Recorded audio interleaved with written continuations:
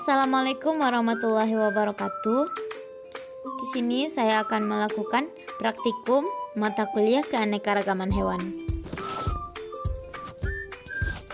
Saya sendiri Mila Hidayatul Iksan dengan NIM 20031082 dengan dosen pengampu Bapak Relsa Syogika SPD MPD.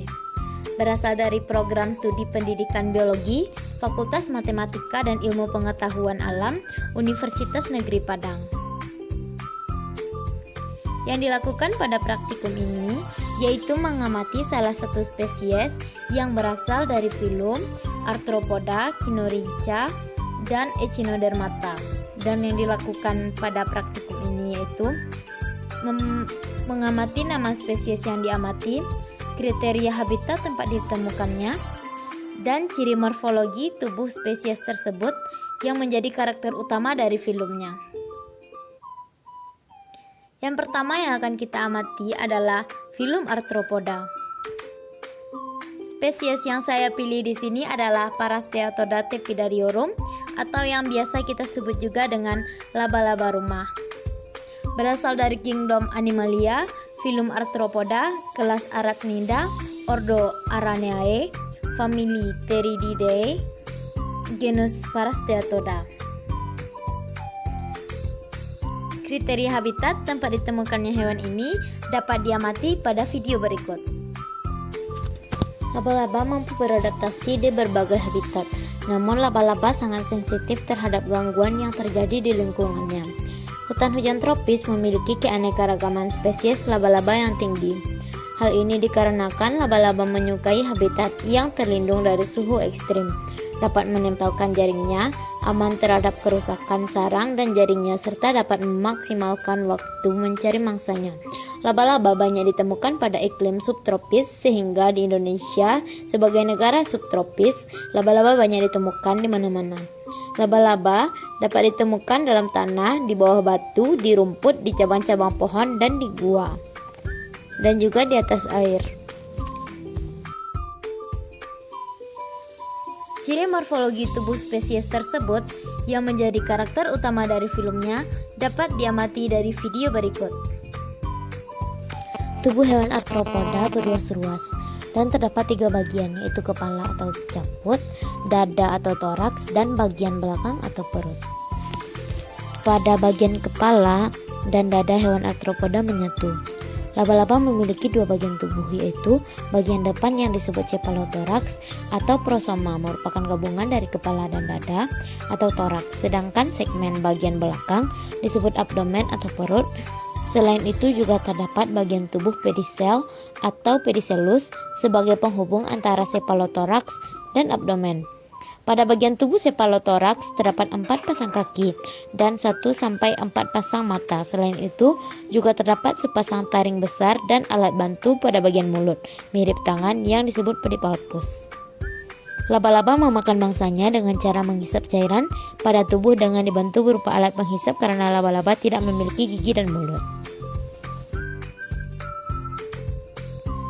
Yang kedua adalah filum Cynorrhyncha. Spesies yang saya pilih di sini adalah Homalorhagida. Berasal dari kingdom Animalia, filum Cynorrhyncha, kelas Incertacedes, ordo Homalorhagida, dan famili Pycnopidae. Kriteria habitat tempat ditemukannya Homalorhagida. Homalorhagida hidup di lumpur atau pasir di semua kedalaman sebagai bagian dari Meiobenthos. Mereka juga disebut juga dengan naga lumpur. Mereka hidup dalam sedimen laut mulai dari pantai sampai kedalaman 5.000 meter. Dan telah ditemukan di semua lautan di dunia. Mereka tidak bisa berenang dan bergerak dengan mendorong kepala mereka maju ke lumpur. Memperpanjang skalit mereka, kemudian mencabut kepala mereka dalam lumpur. Karena kepala ini memiliki duri, dan duri ini memiliki efek menyeret tubuh mereka. Duri kemudian dapat ditutup dan kepala mendorong maju sekali lagi. Mereka memakan diatom dan bahan organik lain yang ditemukan di lumpur.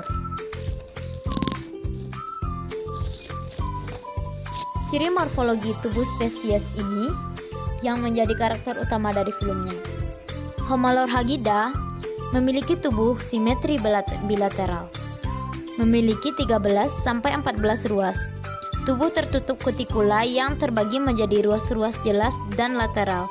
Saluran pencernaan lengkap dan reproduksinya seksual. Ruas pertama adalah kepala yang di ujungnya ada mulut.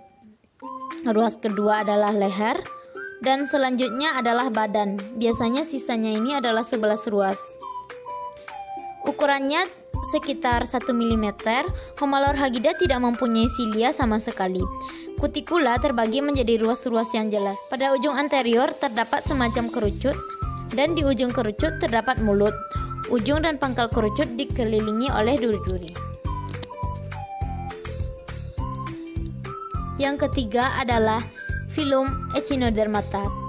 Spesies yang saya pilih di sini adalah Lynchia levigata, atau yang kita sebut juga dengan bintang laut biru. Berasal dari kingdom Animalia, filum Echinodermata, kelas Asteroidea, ordo Valvatida, famili Ophidiasteridae, dan genusnya Lynchia. Kriteria habitat tempat ditemukannya bintang laut biru. Bintang laut biru adalah jenis binatang yang hidup di perairan dangkal tropis Indo-Pasifik. Yang paling umum ditemukan adalah warna biru gelap atau biru terang, dan ada juga variasi ungu dan juga oranye. Spesies ini relatif jarang ditemukan di lautan. Mereka hidup di pasir halus atau substrat keras. Habitat bintang laut biru berada pada daerah yang berkarang, yang makanan utamanya berupa detritus. Hewan ini sering ditemukan hidup dalam kelompok kecil dengan membenamkan diri di dalam pasir. Jika air laut surut, seringkali biota ini terjebak di genangan air yang dangkal.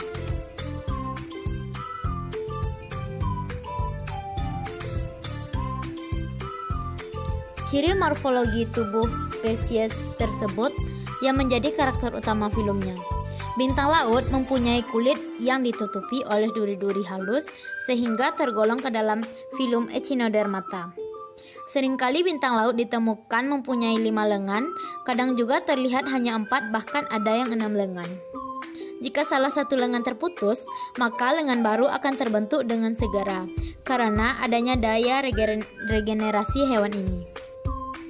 Secara umum, hewan ini mempunyai badan relatif tipis. Jika pada bagian dorsal ditemukan madreporid dan anus, maka pada ventral ditemukan mulut serta madreporid adalah sejenis lubang yang mempunyai saringan dalam menghubungkan air laut dengan sistem pembuluh air dan lubang kelamin.